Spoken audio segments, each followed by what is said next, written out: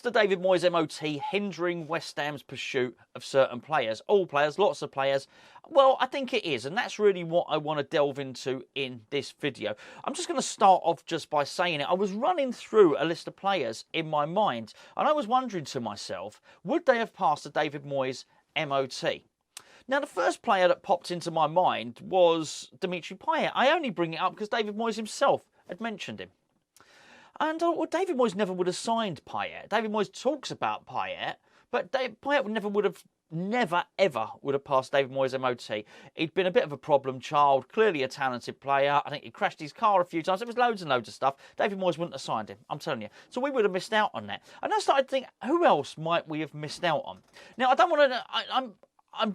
I did a video in defence of David Moyes yesterday, but I do want to sort of dig into this a little bit, because I do think it is important that you're careful and you're prudent with your money. I think that's fine. I think that's the right thing to do.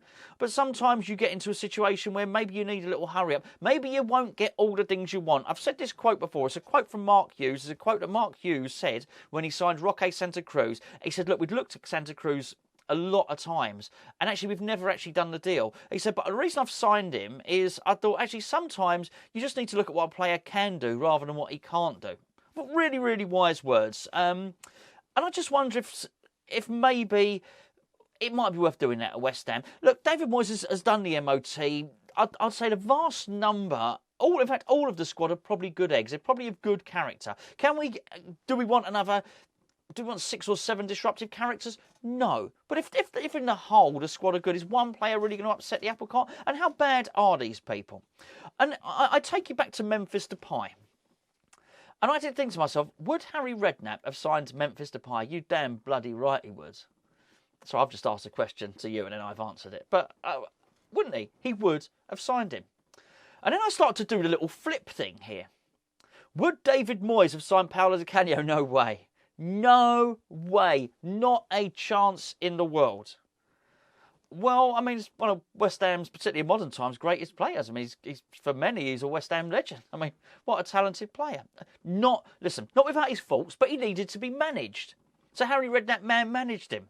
He's got lots and lots of stories about him. You know, he didn't want to get on the coach for an away game, did he? But he wasn't the only one. Let's be fair. All right, Dennis Bergkamp, who I think is one of the best ever Premier League players in the 30 years of the Premier League era. He wouldn't go to away games, he wouldn't fly. Do you remember?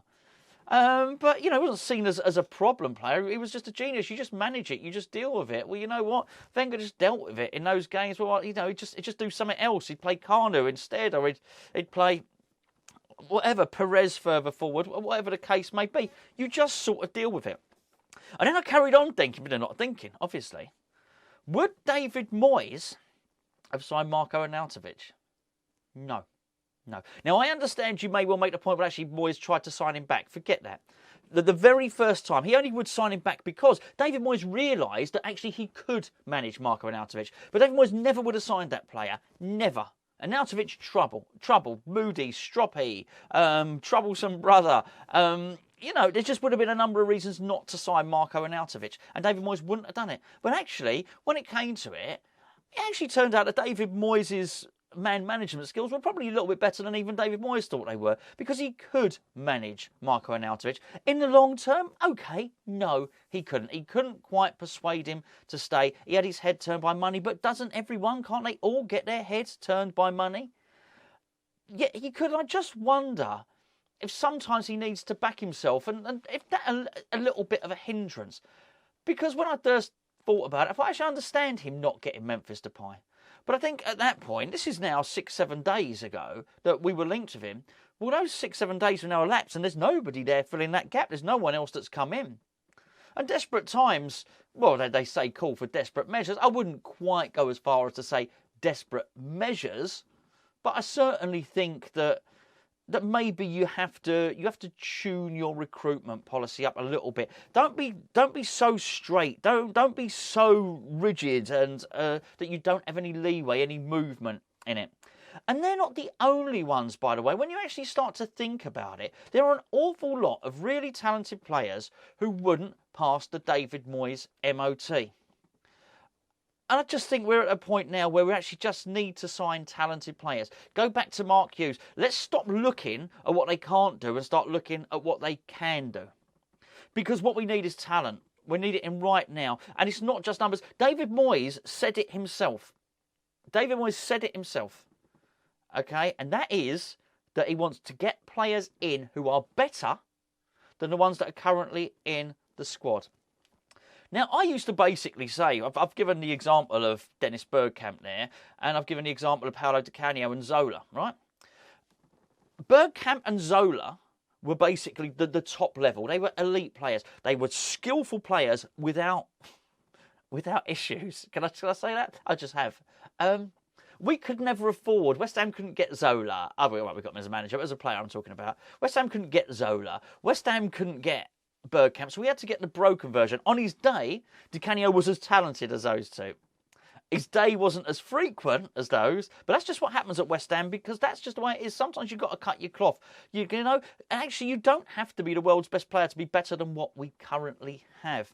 Before I go any further, may I just point you in a direction, if you would, pretty please, of our Patreon page. If you don't know what Patreon is, basically, myself, Gio and Charlie, we produce videos on Hammers Chat on this channel and the main Hammers Chat channel every single day. But we also have a separate channel, which is a Patreon. Basically, we do about 6 or 7 videos a week. There's loads of different stuff. There's opposition previews, there's podcasts, we have player ratings, we have a breakfast show, we have interviews where our patrons get to ask people questions. People like Tony Cottee, Tony Carr, West Ham Scouts got a couple of really good guests coming up as well. There's lots and lots of stuff which we provide on Hammers Chat Patreon. We think it's a really, really good bargain. It's a subscription service. There are 3 separate paid tiers. The biggest reason we like to think to join Hammers Chat Patreon is to basically help us out, and it allows us to keep doing this as a job, which basically in turn enables us to do videos across all the channels. The link is in the description below. It's patreon.com/Hammers Chat. Go and check it out. We're running a deal this month where if you sign up this month on our lowest tier, if you don't like it, we'll give you your money back. Have a little taster, have a look. It's free, and we'd really, really appreciate the support. So whilst I'm thinking about all this stuff about Di Canio and about whether David Moyes should or could buy Depay and Payet and all of this sort of stuff, it made me think of other pragmatic managers. Let me give you another example here. Tevez and Mascherano. Pardew, they were bought under Pardew's reign. Pardew was very, very stubborn on this. See, it's very easy to look at David Moyes and think, oh, it's just David Moyes being stubborn. We've seen this before. Pardew didn't like what had happened because, as far as he was concerned, those players had been brought in above his head. Right?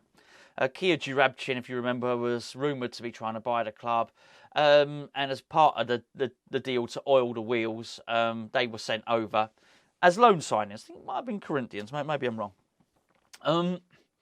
Clearly, quality, world-class players. I mean, world-class players. Champions League winning players, right?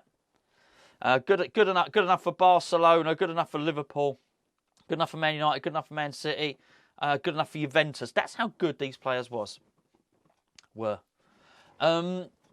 Yet Pardew would not play, and Pardew refused. Anyway, I think, basically, Alan Pardew lost his job, and I like Pardew. Pardew lost his job because he didn't play those two. He was too stubborn. I know other things went down with Alan Pardew. Actually, Alan Pardew went down. But anyway, other things happened which meant Alan Pardew didn't have a successful end to his career at West Ham. But the stubbornness was too much. So then Kerbishley came in. I like Kerbishley as well, by the way. Good laugh. Really good guy, Kerbishley. However, Kerbishley didn't want to know at all. In fact, still didn't want to know Mascherano. Eventually relented with Tevez. But let me remind you of something. If you're old enough, you'll remember it. If you're not, then I'm going to tell you what happened. The West Ham fans, we used to sing about getting Tevez on the pitch, right? We wanted Tevez on. So we're plummeting. We're going down. West Ham are going down. West Ham are getting relegated. And even though we're about to get relegated, we've got the 2 brightest young prospects at the time, all right? Coming Argentinian prospects. I think Lionel Messi was a couple of years afterwards, but you get the idea. The two of the brightest young talents in world football. And Alan Kirbishley came out and he said, I don't know why everybody's singing about Tevez. Why is everybody singing about Tevez? He's done nothing for the club. Nothing. And he was grumpy about it. He had the he didn't understand it. But it's what I say about the feel-good factor, about the messaging. As fans, we could see what was wrong. As fans, we knew that we had these wonderful players who weren't being utilised. And actually, we just wanted a little bit of magic. We wanted a bit of a lift. We wanted a little bit of something. It's exactly the same reason I said recently when I was talking about under Sam Allardyce, and I know he wasn't the best player in the world, but when Zarate would arrive onto the pitch, or Ravel Morrison, and he never got it. Why are all this lot loving Ravel Morrison? Because it allowed us to dream, because it gave us a little bit of magic, gave us a sprinkling of stardust, and we knew the value of it. And Allardyce didn't know the value of it, but we did. And at that time, Kirbishley didn't understand the value of it in terms of Tevez, but we did. Well, the rest is history. I mean, in terms of really, he was at West Ham a year, but really you can only really class sort of 6 months, if you like. I mean, it was what he did for the remainder of that season was nothing short of sensational. Nothing short of sensational. It was absolutely brilliant. But it was reluctance. Let's be fair. Kirbishley did it with a heavy heart. He didn't want to. Kirbishley wanted to get out of relegation his way. Pardew wanted to do it his way. And sometimes you just got to swallow your pride. Sometimes you just got to take the talented player, and sometimes you just got to use them or utilise them. It may not be everything you want. And like with Alan Kirbishley, it might break with your footballing philosophy. That wasn't how Alan Kirbishley wanted to play, but sometimes you just got to do it. Bobby Robson was the same, by the way. In the 1990 World Cup, the players convinced him to start playing free at the back. It wasn't what he wanted to do, and actually, England almost went on to win the thing. Sometimes you just got to be a little bit adaptable, and a little bit flexible. And I'm not even talking about tactics here. I'm talking about with your pursuit of players and the players you want to get in and you want to bring in. Sometimes you've got to schmooze. Sometimes you've got to romance a little bit. Sometimes you've got to tell players, you might even be telling the truth. We lost out with Tamore, who turned out to be really good players. We wouldn't say to him, of course you're part of the same, massive part of my plans. The rumour is that, I know there was a big thing about Onana and it was the money and all the rest of it. But apparently a large part of it, so we hear, I don't know what to believe, is that David Moyes wouldn't say what Frank Lampard said, which, mate, I think you're brilliant, could build a team around you. Sometimes you just got to say that stuff. Sometimes you just have to. And I understand David Moyes not wanting to guarantee anybody a first-team place, but actually he does that anyway. He does it by stealth, doesn't he? I mean, let's be fair, Declan Rice is promised a first-team place, isn't he? Well, he is, right? Zuma is promised a first-team place. He does do it. So why pretend that you don't? Actually, you're already doing it anyway. Just say it to these guys. And then once you get them in, once you've got them signed, it might go against what you believe. The player might not be technically, tick all the boxes in your MOT. Get them through the door, then man management. Then say to them, get an honor in and say, actually, mate, I'm going to just feed you in a little bit. But once you get established, you're the main man. You're the guy, mate. You're the business. I'm amazed at your talent. You just schmooze them, butter them up, lie to them if you need to. But do what you got to do to get the deal over the line. And this is worrying me at the moment. Look, as I record this very late on Monday night, there's rumours that that's what's his name, Tylo Cahill from PSG might be having his head turned with Sevilla. That the guy Nunes, who David Moyes admitted, said this guy doesn't want to join West Ham when he might join Wolves. I mean, how bad is that? Yes, I know they've got a Portuguese connection with Mendes there and whatnot, but it still ain't good. And I just think, you know what? You keep searching for these perfect players. Maybe they're not out there. Because like I said earlier, sometimes with West Ham, you got to get the broken ones. Like the broken biscuits. Do you know what I mean? You've just got to do them. And actually, it's your job as a manager to patch them up and put them together. Why? Well, I'll tell you why. Because you cannot afford, and we cannot afford the cream of the crop. We cannot afford Haaland. We cannot afford Mbappe. And to be fair, Mbappe doesn't come without his problems. Paul Pogba, 85 million quid, massive issues. Gareth Bale, all right, I know he's gone to play in the US, but before he got injured, I mean, he was not an easy guy to manage. There are lots of them. Even Harry Kane, all right, kicked off and threw a stroppy one. This happens. This is all part of dealing with footballers. And David Moyes don't need me to tell him this. He's one of the most experienced managers in world football. What's he done? 600-700 games? Something like that? I mean, come on. He doesn't. He knows all this. And sometimes you just got to be a little bit flexible in your approach and in your attitude.